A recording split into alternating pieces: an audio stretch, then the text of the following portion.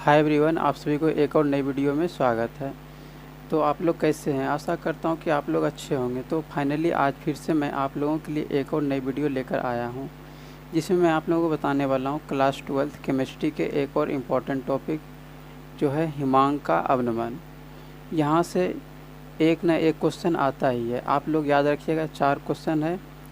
कौन कौन सा? पहला है वाष्पदाब का अवनमन, हिमांक का अवनमन, और है ये क्वथनांक का उन्नयन और परासरणिधा। इस चारों में से एक न एक क्वेश्चन आता ही है, हर बार एग्जाम में पूछा जाता है। आप लोग प्रीवियस से क्वेश्चन उठा के देख सकते हैं। यहाँ से एक न एक 5 नंबर का क्वेश्चन आ ही जाता है। अगर 5 नंबर का क्वेश्चन सब्जेक्टिव में नहीं दिया तो ऑब्जेक्टिव में देता है, लेकिन मतलब 5 नंबर का क्वेश्चन इससे आएगा ही आएगा।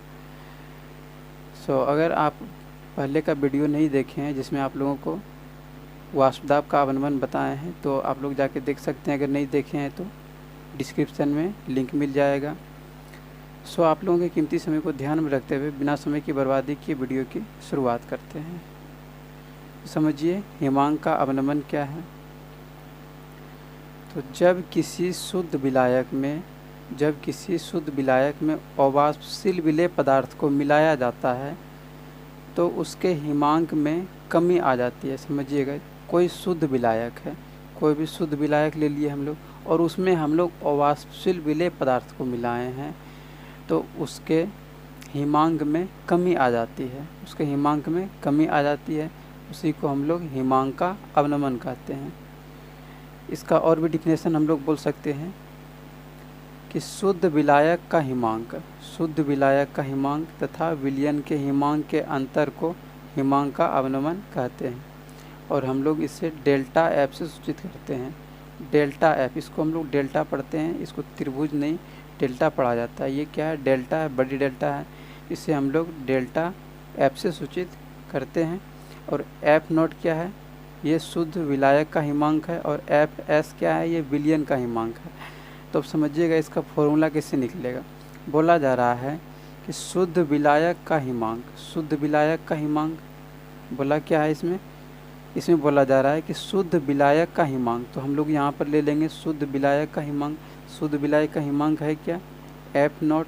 ये हो गया एफ नोट। तथा विलयन के हिमांक, तो विलयन का हिमांक हम लोग ले लेंगे। तो विलयन का हिमांक है क्या? एफ एस है। यहाँ पर हम लोग ले लेंगे एफ एस के अंतर को, अंतर का मतलब घटाव हो गया तो माइनस कर देंगे, घटाव कर देंगे, के अंतर को हिमांक का अवनमन कहते हैं। हिमांक का अवनमन को सूचित किससे करते हैं? डेल्टा एफ से। डेल्टा एफ, ये हम लोगों का फॉर्मूला आ चुका है, यही इसका फॉर्मूला हो जाएगा। इसमें बोला गया शुद्ध विलायक का हिमांक, तो हम लोग शुद्ध विलायक का हिमांक ले लिए, तथा विलयन के हिमांक, तो विलयन के हिमांक ले लिए, के अंतर, तो अंतर कर दिए, को हम लोग हिमांक का अवनमन कहते हैं। हिमांक के अवनमन को हम लोग डेल्टा एफ से सूचित करते हैं। ये इसका फॉर्मूला निकल गया। अब चलिए इसका ग्राफ को समझते हैं।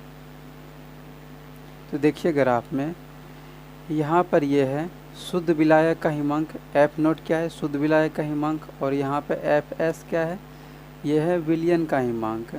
तो जैसे ही हम लोग इसमें अवाष्पशील विलेय पदार्थ को मिलाए हैं तो इसके हिमांक में कमी आ जा रही है। तो जैसे ये शुद्ध विलायक था, इसमें हम लोग विलेय पदार्थ को मिलाए, ये विलयन बन गया, तो इसका हिमांक में कमी आ गया। तो वही यहाँ पर ये कमी को दर्शा रहा है, ये ज़्यादा था, ये कमी को दर्शा रहा है।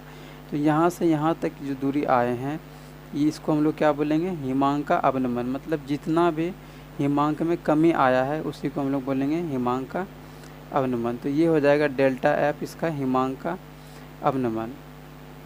चलिए एक बार फिर से इसको देख लेते हैं। इसमें आप लोगों को बताए हैं कि हिमांक का अवनमन हम लोग किसको कहते हैं कि जब किसी शुद्ध विलायक में हम लोग अवाष्पशील विलेय पदार्थ को मिलाते हैं तो उसके हिमांक में कमी आ जाती है, उसी को हम लोग हिमांक का अवनमन कहते हैं। उसके बाद हम लोग इसका दूसरा डिफिनेशन देखे थे कि शुद्ध विलायक का हिमांक तथा विलयन के हिमांक के अंतर को, शुद्ध विलायक का हिमांक और विलयन के हिमांक के अंतर को हम लोग हिमांक का अवनमन कहते हैं। इसका ये फॉर्मूला निकल गया। उसका ग्राफ में हम लोग देखे थे, ये यहाँ पर क्या है? शुद्ध विलायक का हिमांक, और ये है विलयन का हिमांक। जितना भी इसमें कमी आया है, यानी विलेय पदार्थ को मिलाने के बाद, अवाष्पशील विलेय पदार्थ को मिलाने के बाद जितना भी कमी आया, यहाँ से यहाँ तक कमी आया है, इसी को हम लोग बोलेंगे हिमांक का अवनमन। ये यहाँ पे हिमांक के अवनमन को दर्शा रहा है, ये ग्राफ है।